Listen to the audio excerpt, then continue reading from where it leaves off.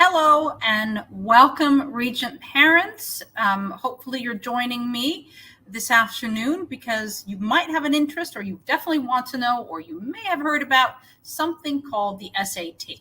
So welcome to our presentation today, and I hope that you will have a chance to walk away with some great information. So there's a couple things I want to go over so that you know what we're going to talk about. What are these? When I say demystifying, I just want parents and students to understand what the SAT is and what it isn't. I had this assembly with the year 10s last week, so hopefully they've come home and had maybe some discussions with you or not. What I'm adding for parents is how this all fits into the U.S. admissions, and understand why they're important, why they still continue to play a role. And then we're going to talk a little bit about the changes, because the SAT just announced some major changes. All right. So to start, to give you a really quick and clear idea of why people should consider an education in the US, and you can see the different points there. But it has to do with the incredibly wide variety of educational options in terms of excellence. You can see the numbers there in terms of the amount of American universities that are consistently in the top 100. It's the most out of any in the world.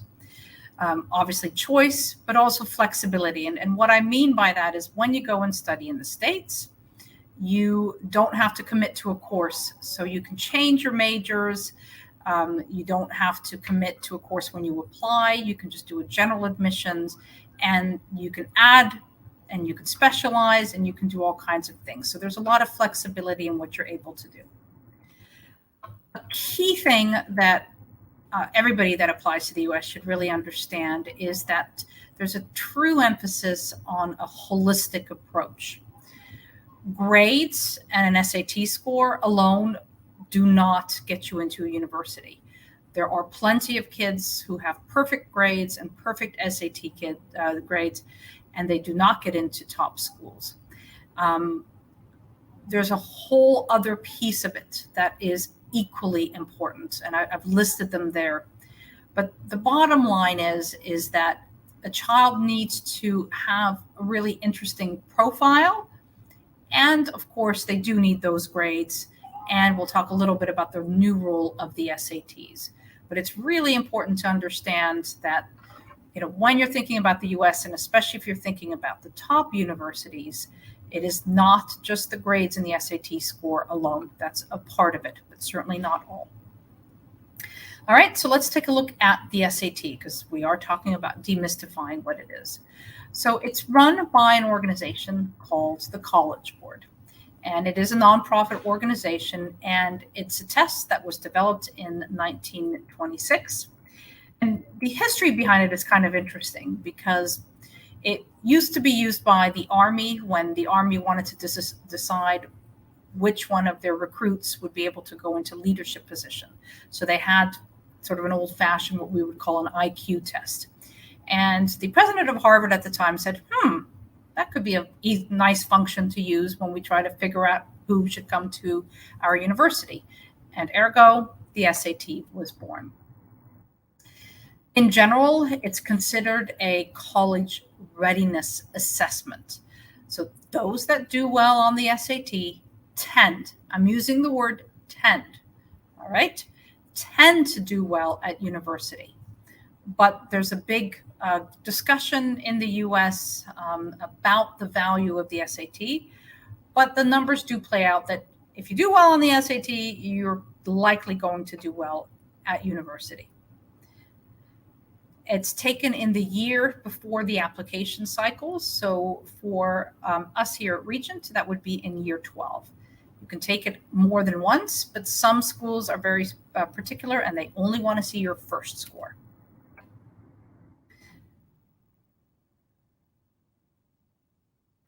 Okay. If you're up to date a little bit on sort of the political climate, you'll know that there are changes to the SAT that have come about because of long-term criticism about certain groups of students that continued to perform differently than others. And so that needed to be addressed. As a result of that, the University of California system, which includes UCLA and UC Berkeley, and those are popular options for students here to apply to the UC schools, they've completely gotten rid of the SAT. They will not consider the SAT in any way, shape, or form. But other universities still will look at it. The big change is that the SAT will go digital. And how did this happen? Besides the political climate, obviously COVID played a role because the SAT just wasn't happening for a year or two. And there was a lot of discussion about, okay, well, what do we do and how important is it? How should it look and what role does it play? So for now, most universities have come out to declare that the SAT will remain optional. Now, what this means, this is important. Optional doesn't mean that it's SAT blind. So if a kid takes the SAT and they do really, really, really well, then it's a really good idea to submit that score to a university, even if it's optional. So that's kind of what the advice is that I would give you. If you do well on it, submit your score because it's an extra piece of information that the university will have. But the ones that have remained test optional, which includes a lot of universities, they've all said that you're also not at a disadvantage if you don't submit an SAT score. All right, so 2023, just about 2 weeks ago, there was a major announcement, and I just going to focus you over to the right. The key thing that I find really important about this, it's going digital, but that's not a surprise in today's world. But if you look at the thing about question difficulty is adaptive. So every kid that sits in SAT, if they're taking it at the same time, they're going to have a different test in front of them. Whether that means it's adaptive based on their responses or whether it's adaptive based on just a random selection of questions, it's important to note that it has now become adaptive. And in terms of prep for the SAT, I think it's important to focus on the kinds of questions that you're going to encounter, but you need to be aware of this. So there's not a straight formula that's the same for every child. All right, in general, for the SAT, you're looking at reading, writing, and mathematics. And by the time your students will take it, math will all be calculator. So we're going to take a quick look inside different aspects of the test so that you get a feel of what it's measuring. So here we go. The SAT consists of tests in reading, writing and language, and math, plus an optional essay. This video focuses on the reading test. This test is designed to measure how well you read and interpret the kinds of texts you'll encounter in college and your career. All of the questions are linked to literary or informational passages from engaging published works. These will include single passages, which may have one or more informational graphics, and paired passages. You'll have 65 minutes to read the passages and answer 52 questions. There is one literary passage on the test, which is drawn from an American or international work of fiction, such as a short story or novel. The remaining passages will be informational, taken from nonfiction works in the areas of history, social studies, and science.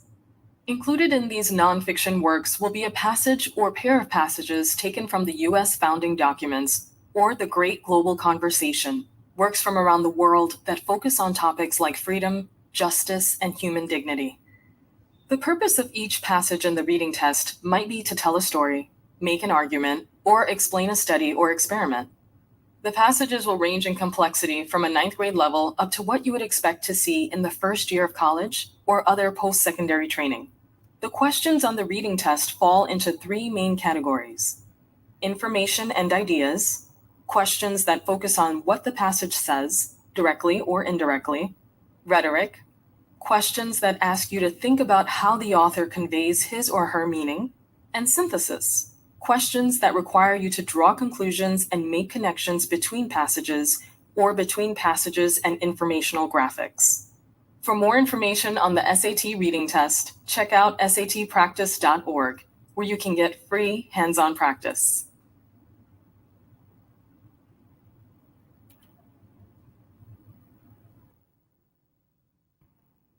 Okay, so there was a question that I had received so that it's very clear.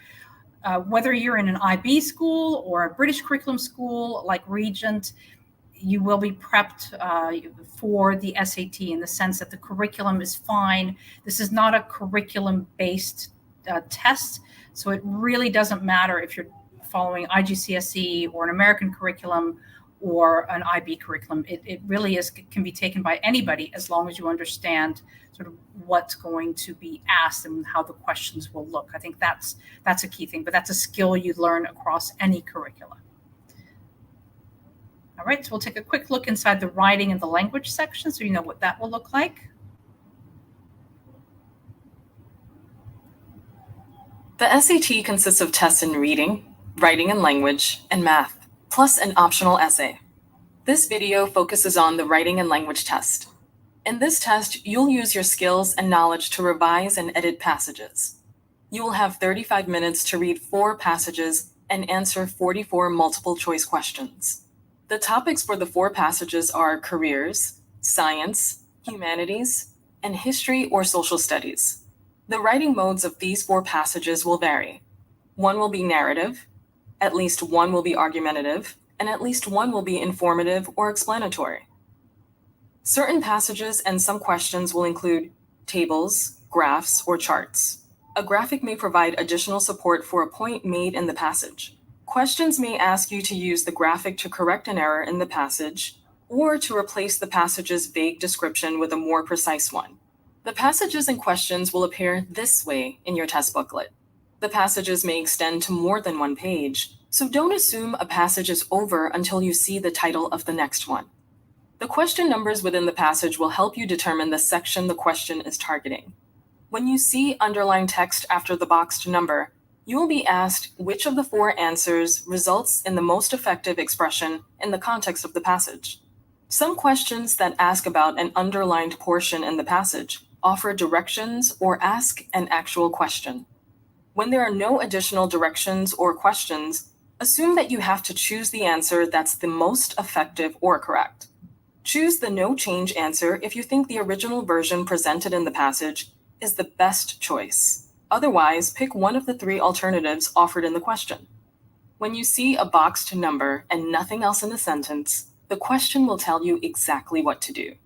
When the paragraphs or sentences in a passage are numbered, you will have a question about where a particular sentence or paragraph should be placed. All of the questions on this test are based on the context of the passages.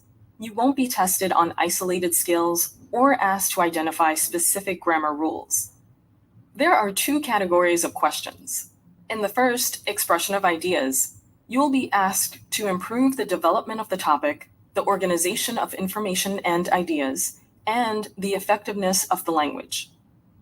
The second category is standard English conventions. These questions will ask you to recognize and correct errors in sentence structure, grammar, usage, and punctuation. For more information on the SAT writing and language test, check out satpractice.org, where you can get free hands-on practice.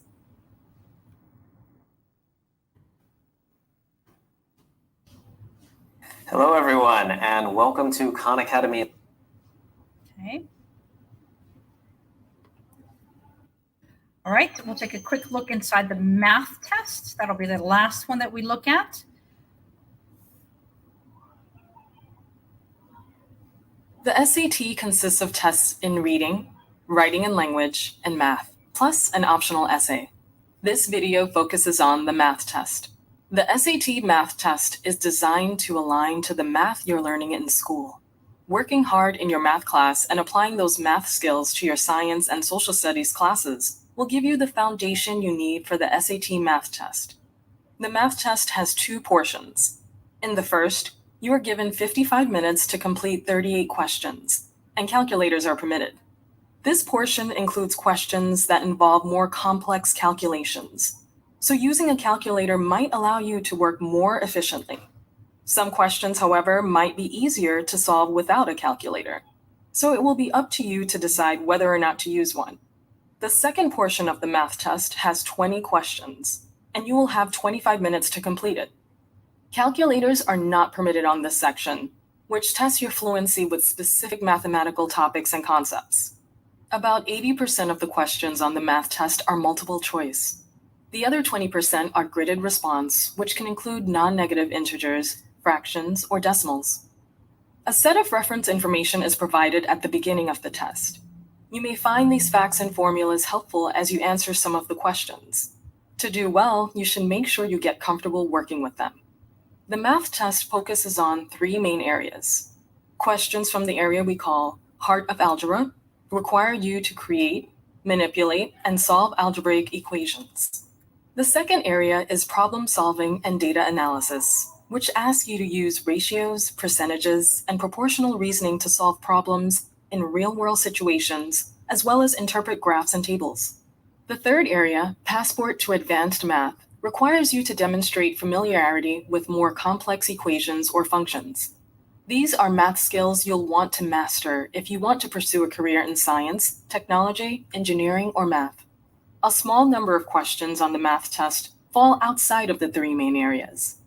These questions, additional topics in math, will focus on certain key concepts, including area and volume, coordinate geometry, and basic trigonometry. Throughout the math test, some of the questions will be taken from science and social science contexts, in addition to career and other real-life settings. In some cases, you will be presented with one scenario and then asked several questions about it. For more information on the SAT math test, check out satpractice.org, where you can get free hands-on practice.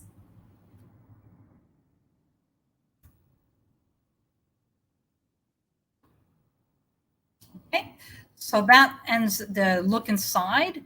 One of the things that I really want parents to understand, and I wanted students to understand this as well, is that if you're doing A-levels, which is externally moderated and graded and benchmarked, it's a really, really, really good thing to have, because that's what the SAT is trying to do as well. So it's a good thing to have A-levels. And so I don't want parents and students to really stress a lot about the SAT, even though it can be significant.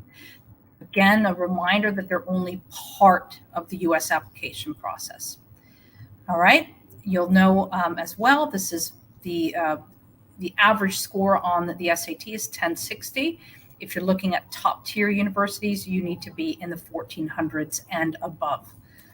All right, finally, I have about 1 more minute or 2 more minutes left. I've already mentioned to you that you should take this in year 12. It can be taken here easily in Dubai at lots of different places. And with these changes, when it becomes digital, there'll be a lot more testing dates available as well. And kids will be easily able to do it on their own laptop or on the school laptop. That's going to be a major change.